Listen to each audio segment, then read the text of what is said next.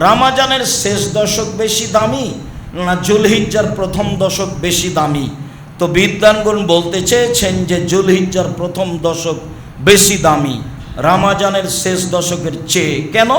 রমজানের শেষ দশকে আছে একটা জিনিস, লাইলাতুল কদর, আর জুলহিজ্জার প্রথম দশকে আছে তিনটে জিনিস। এক, কুরবানি; দুই, আরাফা; তিন, হজ। যার কারণে জুলহিজ্জার প্রথম দশকই বেশি ভালো রমজানের শেষ দশকের চেয়ে।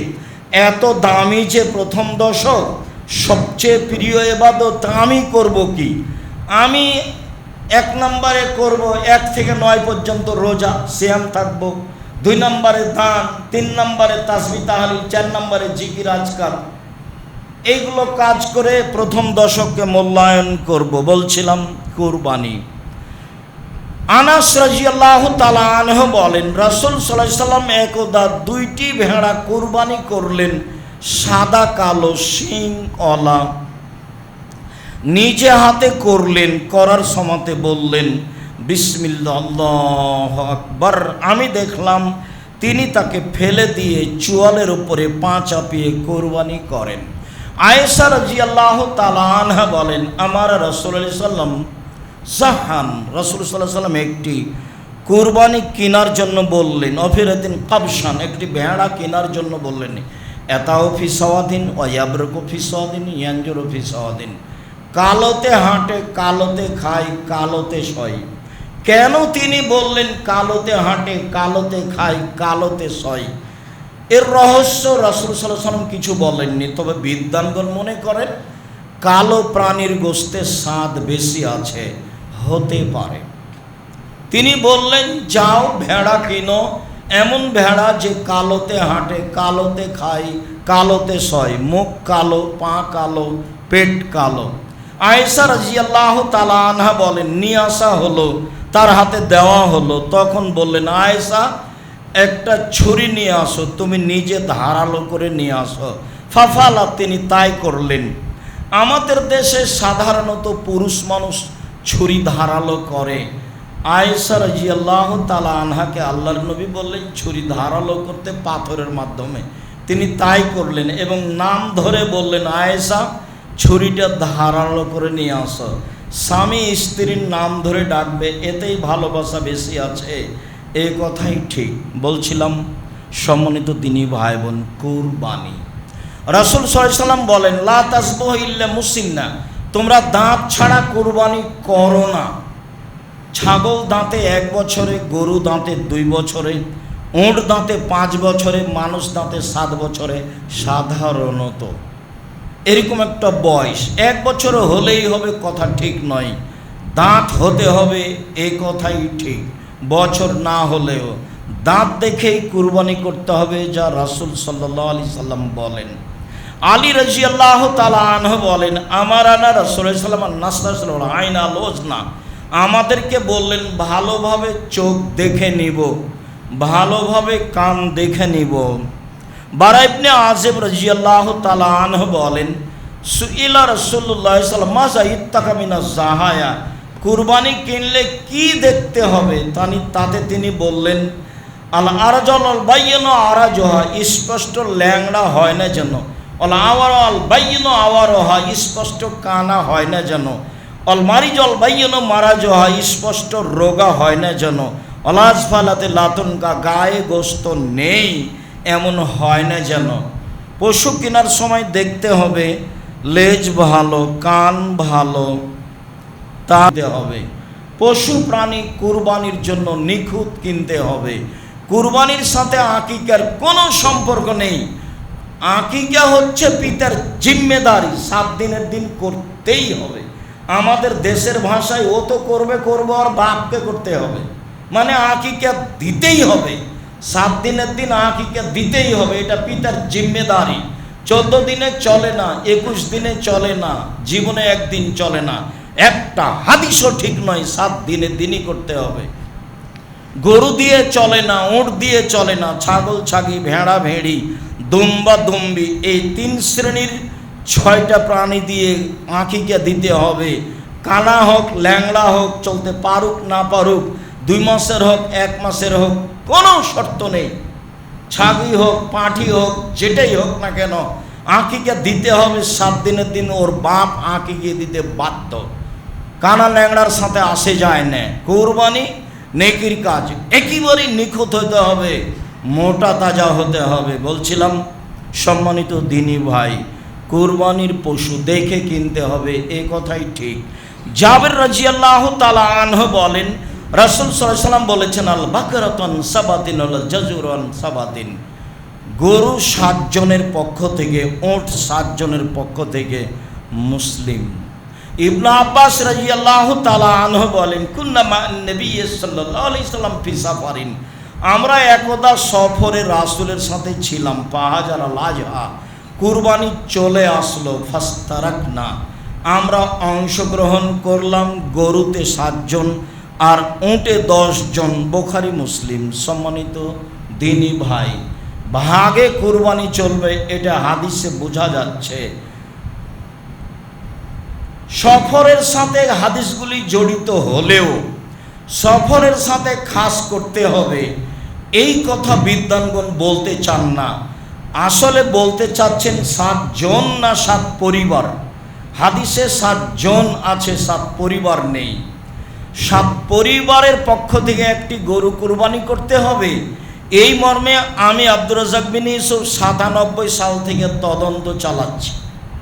এ যাবৎ আমি এমন কোনো হাদিস একটা পেশ করতে পারিনি যার মাধ্যমে বলতে পারি যে 7টি পরিবারের পক্ষ থেকে একটি গরু কুরবানি চলবে, এরকম আমি বলতে পারিনি। তবে 7 জনের পক্ষ থেকে আছে, তার প্রমাণ আছে সহিহ হাদিস। 7 জন আর 7 পরিবার এক নয়। পরিবারের পক্ষ থেকে একটি পশু কুরবানি হতে হবে, এ কথাই ঠিক। কয়েকটি হাদিস। আয়েশা রাদিয়াল্লাহু তাআলা আনহা বলেন, নাহারা রাসূলুল্লাহ সাল্লাল্লাহু আলাইহি সাল্লাম মিন আলে মুহাম্মদ বাকারাতান ওয়াহিদা ফি হজ্জাতিল বিদা, রাসূল সাল্লাল্লাহু আলাইহি সাল্লাম বিদায় হজে তার পরিবারের পক্ষ থেকে একটি গরু কুরবানি করেছিলেন। বুখারী মুসলিম। আবু হুরায়রা রাদিয়াল্লাহু তাআলা আনহু বলেন, রাসূল সাল্লাল্লাহু আলাইহি সাল্লাম তার এবং তার পরিবারের পক্ষ থেকে একটি কুরবানি করেন। আনাস থেকেও যে বর্ণনা রয়েছে, তিনি তার পা তার চুয়ালের উপরে চাপালেন ফেলে দিয়ে, তারপরে তিনি বলছেন, আল্লাহুম্মা তাকাব্বাল মিন মুহাম্মদ ওয়া আলে মুহাম্মদ, আল্লাহ তুমি মুহাম্মাদের পক্ষ থেকে তার পরিবারের পক্ষ থেকে কুরবানিটি কবুল করো। সুম্মা কালা বিসমিল্লাল্লাহু আকবার, এরপরে তিনি জবে করলেন। বুখারী মুসলিম। 2, 3 রাসূল সাল্লাল্লাহু আলাইহি সাল্লাম বিদায় হজের লম্বা ভাষণে বললেন, মেখলা বিবি সুলাইম বলেন, কুল্লামা রাসূলুল্লাহ সাল্লাম বি আরাফা, আমরা রাসূলের সাথে আরাফায় ছিলাম। তিনি বক্তব্যের এক পর্যায়ে বলেন, ইয়া আইয়ুহান নাস, হে পৃথিবীর জনগণ, ইন্না লিকুল্লি আহলি বাইতিন উযিয়া ফি কুল্লি আম, প্রত্যেক বছর একটা পরিবারের পক্ষ থেকে অন্তত একটা কুরবানি হতে হবে। পৃথিবীর জনগণ শুনে রেখো, প্রত্যেক পরিবারের পক্ষ থেকে অন্তত একটি কুরবানি হতে হবে। আতা রাদিয়াল্লাহু তাআলা আনহু বলেন, আমরা আবু আইয়ুব আনসারীকে জিজ্ঞাসা করলাম, কাইফা কানাতিজ যাহায়া ফি আহদি রাসূলিল্লাহ সাল্লাল্লাহু আলাইহি ওয়াসাল্লাম, রাসূলের যুগে কুরবানি কেমন ছিল? তিনি বললেন, ও রাজুল ইজাহি আশাতা আও বিসাতা আনহু আন আহলি বাইতিহি, একজন ব্যক্তি একটা ছাগল জবে করতেন তার পক্ষ থেকে, তার পরিবারের পক্ষ থেকে। ইয়াকুলুন ওয়া ইয়াতঈমুনা, তারা খেত এবং খাওয়াতো। তিরমিজি হাদিস সহিহ। সম্মানিত দিনী ভাই, আমরা বলছিলাম একটা পরিবারের পক্ষ থেকে একটা কুরবানি হতে হবে, অন্তত 100টা জবে করেন। কুরবানি হওয়া ভালো, একাধিক করেন। সারা জীবন ভাই ভাই ভিন্ন থাকে, কুরবানির সময় এসে 3 ভাইয়ের টাকা জমা করে একটা গরু কিনতে হবে, এই হিসাব হবে না। ভাত ভিন্ন যখন, সংসার ভিন্ন তখন, ভাত ভিন্ন যখন, সংসার ভিন্ন তখন, সংকীর্ণ পথে যান কেন? আমি আমার বাপ চাচাকে চিরদিন দেখেছি ভাগে কুরবানি দিতে, আমরা যেদিন থেকে বুঝেছি সেদিন থেকে যায় না।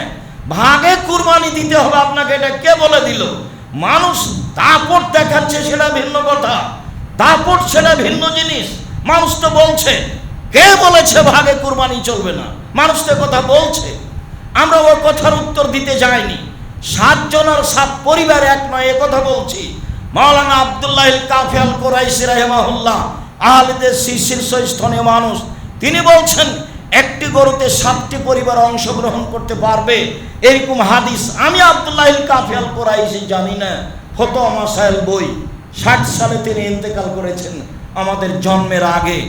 তার কথা চলে না, আপনার কথা চলে? একটা পরিবারের পক্ষ থেকে একটা পশু কুরবানি হতে হবে, এ কথাই ঠিক। আপনি গোশতের আশায় কুরবানি করেন না, নেকির আশায় কুরবানি করেন। যেসব মাধ্যম দিয়ে আল্লাহকে খুব বেশি সন্তুষ্ট করা যায়, তার একটা বড় মাধ্যম কুরবানি। আপনি কুরবানিকে গোশত মাধ্যম মনে করিয়েন না, আল্লাহকে সন্তুষ্ট করার একটা বড় মাধ্যম মনে করেন। ভালো করে মনে রাখবেন, আল্লাহকে যেসব সন্তুষ্ট করার বড় বড় মাধ্যম রয়েছে, তার একটা বড় মাধ্যম হলো কুরবানি। টাকা বেশি আছে, রাজস্থান থেকে উট কিনে নিয়েছেন। টাকা কম আছে, ষাঁড় কিনেন। টাকা কম আছে, খাসি কিনেন। টাকা কম আছে, ছাগি কিনেন। টাকা কম আছে, ভেড়া ভেড়ি কিনেন। আজও ভেড়া 3000 টাকাতে পাওয়া যাবে, 7000 টাকা, 10,000, 20,000 টাকা ভাগে লাগে। কি বুঝাতে চাচ্ছেন আপনি? গোশত খাওয়ার জন্য কুরবানি করিয়েন না, মানুষের দাপটের উপরে কুরবানি করিয়েন না। আমি আব্দুর রাজ্জাক বিন ইউসুফ বলছি, আমি আপনার পাশের মানুষ, আমি আপনার সাথে আছি। আমি শরীয়ত সব বুঝিয়ে কথা নয়, ভালো বুঝিয়ে কথা এবং তদন্ত করে কথা। আমার এই লম্বা সময়ে একটা গরুতে 7টা পরিবার অংশগ্রহণ করতে পারবে এমন হাদিস আমি অবগত হতে পারিনি মর্মে। দেশবাসী, এলাকাবাসী, নিজের জন্মভূমির লোকজনকে বলতে চাই, সারা পৃথিবীর মানুষকে বলতে চাই, আল্লাহকে সন্তুষ্ট করার জন্য অন্তত একটা প্রাণী কুরবানি করুন, বেশি করুন, ভালো হবে। সবাই ইনকাম করে, আপনার ছেলেরা সবাই করুক, করুক না, গরিব মানুষ খাক না কেন? কেন আপনার ভিতরে এত সংকীর্ণতা আসলো যে তাহলে তো যা গ্রামে যারা গরিব আছে ওদেরই গোশত বেশি হয়ে গেল, হোক না কেন? এইটাতে আপনি ছোট দিকে আসছেন কেন? গোশত 3 ভাগ করতে হবে, 1 ভাগ দিয়ে আসতে হবে, মাথা পিছু ভাগ করতে হবে, এটা পছন্দ হয়নি। না যাই হারাম বলতে চায় না, 3 ভাগ করা হারাম বেদাতে এ কথা বলতে চায় না। 3 ভাগ করেছেন, 1 ভাগ দিয়ে এসেছেন, বাস একটু ধৈর্যের পরিচয় দেন, ওটা থাক। ওটা যারা দেয়নি তারাই ভাগ করে নেক, আর নাহলে আরও কিছু কম দিয়ে আসেন। গ্রাম্য পঞ্চায়েত শুধু কুরবানের দিন দেখতে হবে, নামাজ পড়ে না সেদিন দেখতে হয় না, শুধু ওই ফেতরা দেওয়ার দিন দেখতে হবে। সর্দার সাহেব, গ্রামবাসী ভুল হিসাব। আমি অনেক দিন থেকে গ্রামে বসবাস করি না, গ্রামের কর্মকাণ্ড আমাকে ভালো লাগে না, আজও আমি পছন্দ করি না। তবে আমি আপনার সাথে আছি মর্মে। আজকেই আপনাকে দলীয় দাপট দেখাতে হবে, ক্ষমতা দেখাতে হবে, গ্রাম্য সর্দারের গতিবিধি দেখাতে হবে, তা নয়, এটা ঠিক নয়। ভাগে কুরবানি করিয়েন না। কম টাকা দিয়ে ভেড়া কিনেন, ছেলে মেয়ে আছে, টাকা পয়সা আছে, 10টা কিনেন, তাতে আসে যায় না। 3 ভাগ করলে গুনাহ হবে না, তার চেয়েও কম করেন, তবে যা দিয়েছেন তারা ভাগ করিয়েন না। ভাগ করলে পাপ হবে এই কথা আমাদের তদন্তে আসে না, তবে ভাগ না করাই ভালো। আরও দেন, বেশি দেন, যারা দেয়নি তারা বেশি পাক। বলছিলাম কুরবানি, চন্দ্র উঠলে নখ কাটা যাবে না, চুল কাটা যাবে না, এ কথাই ঠিক। হাদিস বুখারী মুসলিম। তবে হাদিসের ভাষা যা, তাতে যে কুরবানি দেবে মালিক তার জন্য এটা জরুরি হুকুম, পরিবারের জনগণ তার অধীনস্থ নয়। যদিও সবার পক্ষ থেকে কুরবানি হচ্ছে মর্মে ভালো হতে পারে সবাই নখ চুল না কাটুক, তবে যে ব্যক্তি কুরবানি দিচ্ছে তার প্রতি এ আদেশ।